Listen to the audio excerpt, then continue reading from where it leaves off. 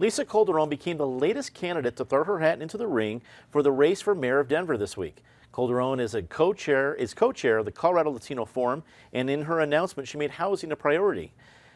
Eric, how'd you see this announcement? Is Calderon more of a big name in what you'd put with Penfield Tate and, of course, Mayor Hancock running for a third term? Or does she represent more of, I would just say, the activist folks who have been speaking out about Mayor Hancock for several months? I think it's more the latter. I think she'll attract attention. She's well-spoken. She has a constituency. I'll be interested what Brother Jeff says in a second here. But I don't think she's necessarily a finalist candidate. I have two questions here. One is, what other names are out there that are going to get in? Is the field set? I doubt it. I think there's still even a couple months after the November election where candidates can emerge, and is anyone going to emerge? Secondly, voters have to decide, do they want sort of a practical alternative to Michael Hancock? At least voters who are opposed to the current administration, do they want a practical alternative, or do they want that activist, impassioned voice who is a nice protest vote, but probably is not going to be able to beat Michael Hancock in the final analysis? Brother Jeff, what do you think? I mean, as a person speaking from the community, as Lisa Calderon, what energy she brings to the race, and your opinion of what that's going to do for the mayor's race in general? Well, it's going to make an interesting battle.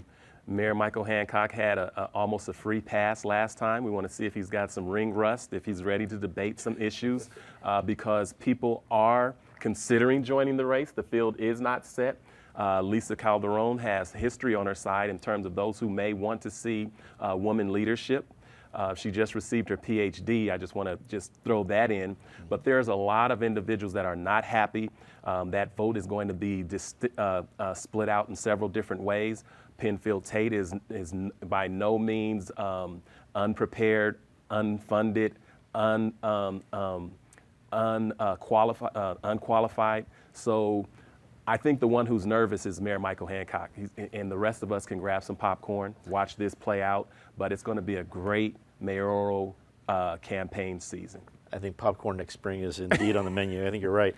Patty, is there enough community activism, is there enough anger, I guess frustration out there that Calderon can capture that as part of her energy for her campaign? Well, one of the things she'll do is bring to the debates, and there will be debates because we've got enough people. We really didn't have them 4 years ago. Those debates, she will not hesitate to take on Hancock and criticize Hancock. We've seen from Penn's announcement already that he is not going to hesitate to criticize Hancock. So I think the mayor is going to definitely feel a little punctured after many of these debates. But it's time to have a discussion of where Denver's been going, where we want to go from here. We missed it during the last debate, the last mayoral campaign. We really need it now.